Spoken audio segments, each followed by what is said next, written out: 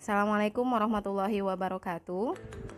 Apa kabar anak-anakku sekalian? Hari ini Ibu akan menyampaikan materi 4 MPLS tentang cara belajar efektif. Belajar yang efektif adalah proses belajar mengajar yang berhasil guna dan proses pembelajaran itu mampu memberikan pemahaman, kecerdasan, ketekunan, kesempatan, dan mutu atau kualitas yang lebih baik, serta dapat memberikan perubahan perilaku dan dapat diaplikasikan atau diterapkan dalam kehidupan sehari-hari.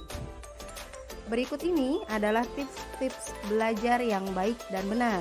Yang ke-1 adalah belajar kelompok.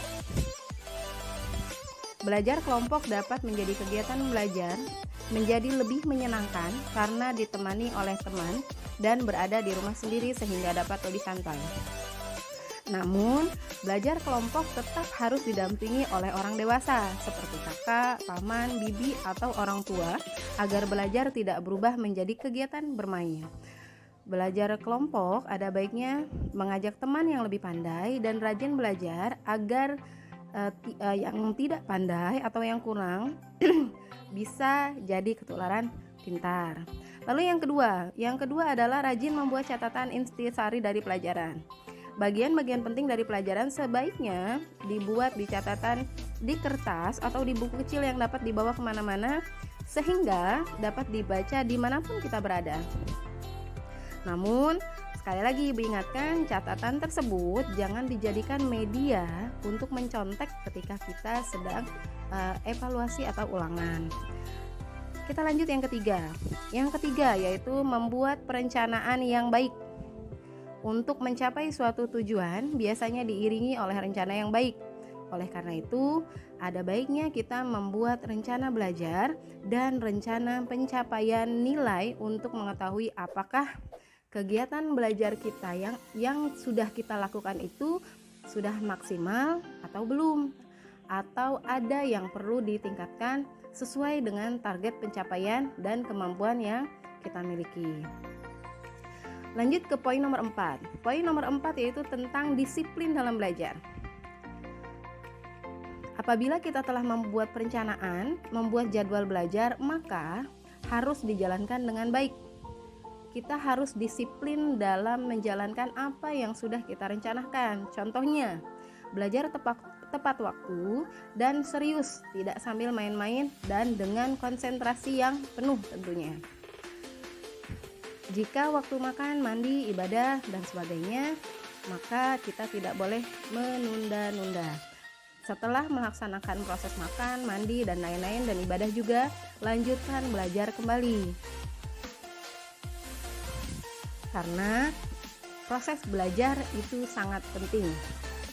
Jangan diseling oleh permainan, game, atau yang lainnya. Itu dapat merusak konsentrasi belajar. Sebaiknya kegiatan bermain juga dijadwalkan dengan waktu yang cukup, namun tidak melelahkan jika dilakukan sebelum waktu belajar. Jika bermain video game, sebaiknya pilih game yang mendidik dan tidak menimbulkan rasa penasaran yang tinggi ataupun rasa kekesalan yang tinggi jika kita kalah. Poin nomor 5. Poin nomor 5 yaitu menjadi aktif bertanya dan ditanya. Jika ada hal yang belum jelas, maka tanyakan kepada guru, kepada teman yang lebih tahu, atau kepada orang tua.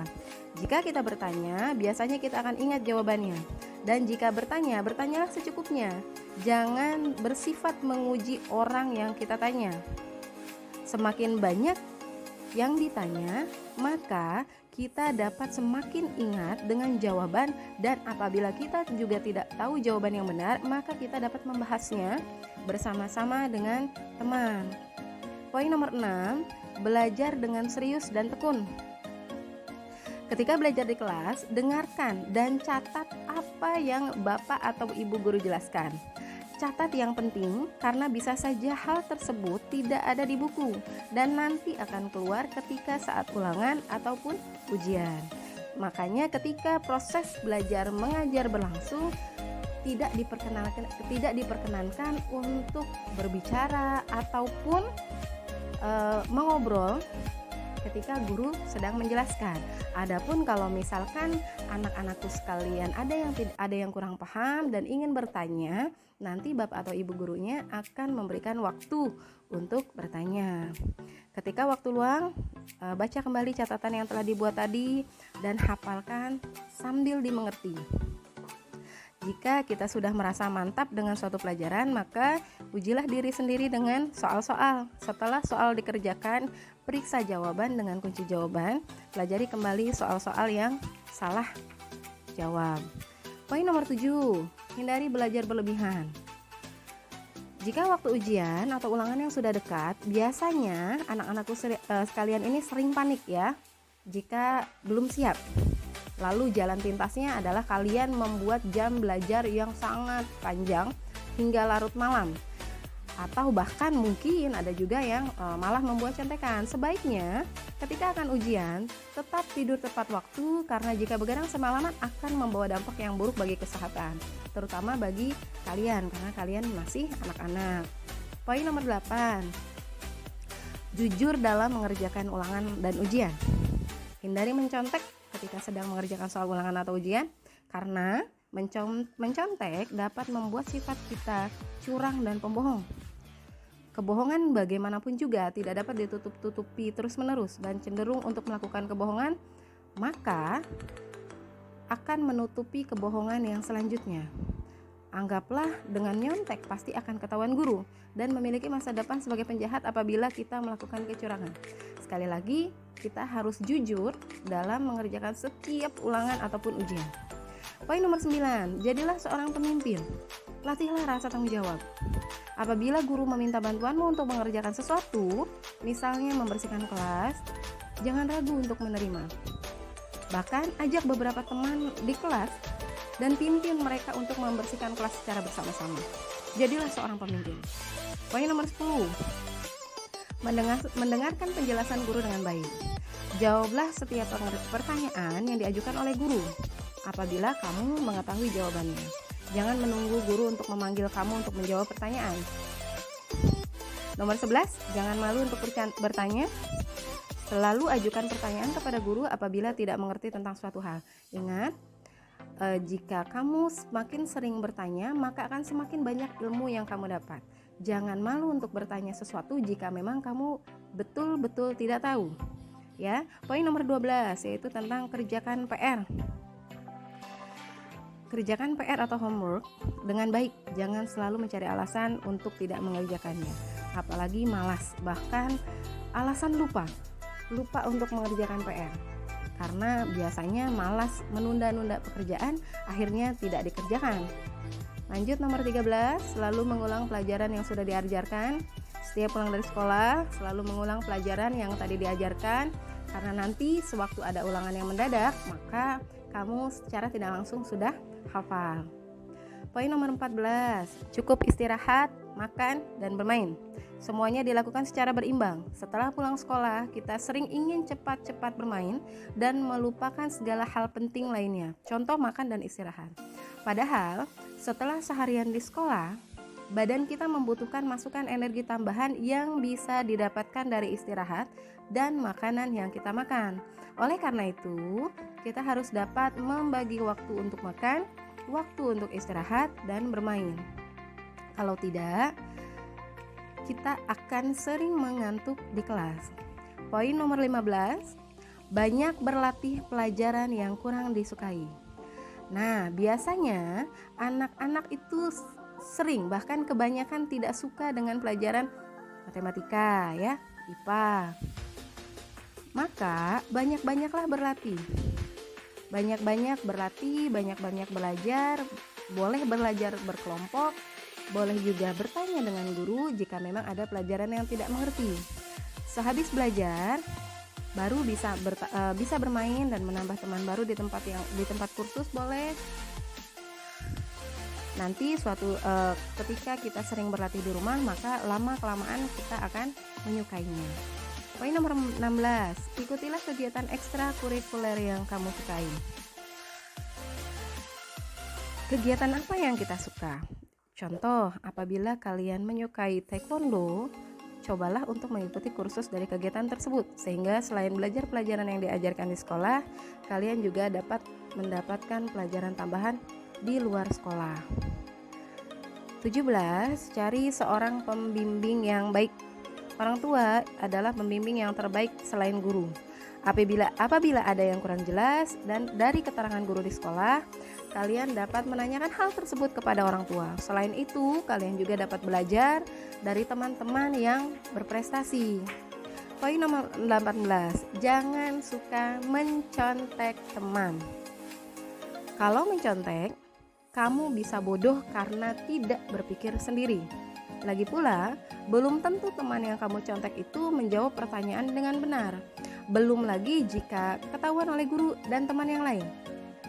Malu kan? Kalau kamu rajin belajar, kamu pasti bisa menjawab semua pertanyaan dengan benar, sehingga ketika ulangan akan mendapatkan nilai yang baik.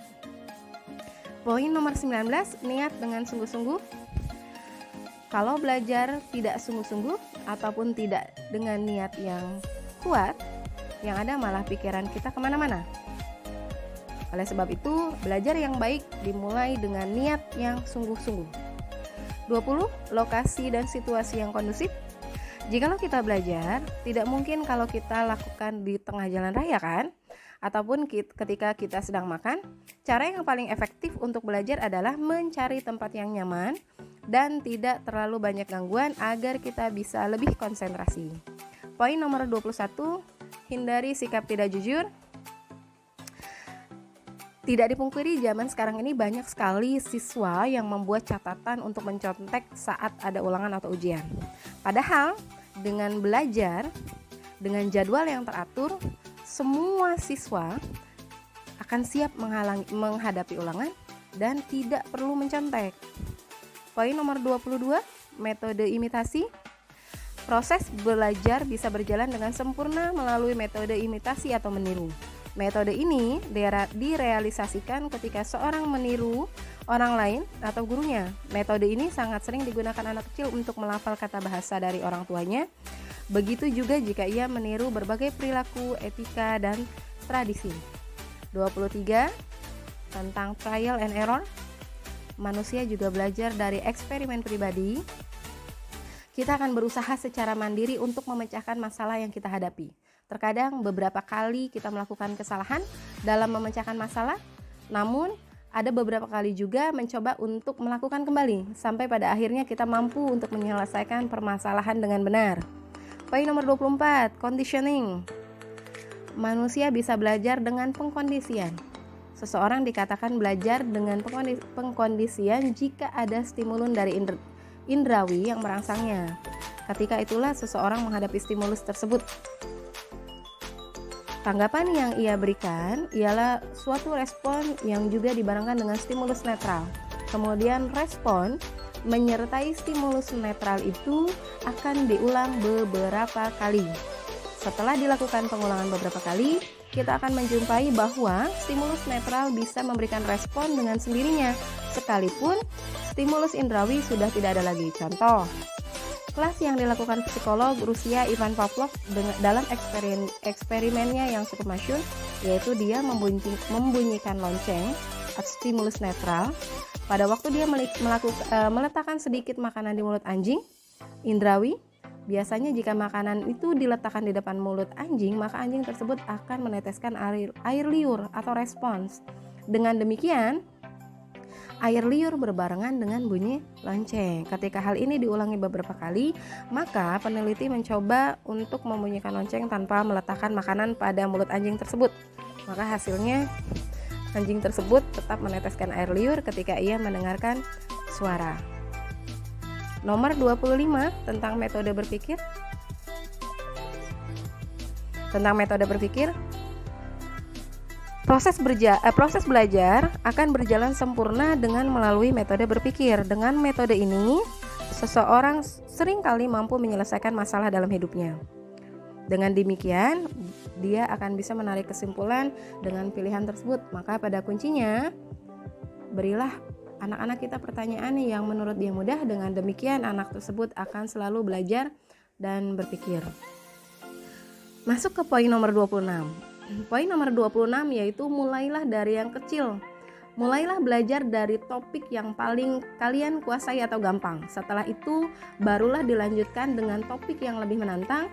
Hal ini dimaksudkan agar kita tidak langsung down dan putus asa jika kita mengerjakan soal-soal yang lebih sulit. Nomor 27, sering-seringlah atau praktis. Latihan itu adalah kunci untuk yang paling mahir dalam suatu mata pelajaran. Semakin banyak berlatih, maka kalian akan semakin memahami soal. Lanjut, nomor 28 itu tentang fokus. Kita dituntut untuk serius, jangan setengah hati, fokus dalam mengerjakan apapun, apalagi harus fokus dalam belajar. Nomor 29, mohon bimbingannya, jangan lupa banyak berdoa. Nomor 1 adalah salat, jangan lupa untuk salat ya. Poin nomor 30, menggunakan media dan sumber-sumber yang relevan. Kita tidak boleh hanya menggunakan satu buku sebagai patokan untuk bahan belajar. Semakin banyak sumber yang relevan, semakin banyak ilmu yang kalian dapat. Oke, materi 4 sudah selesai. Terima kasih. Assalamualaikum warahmatullahi wabarakatuh.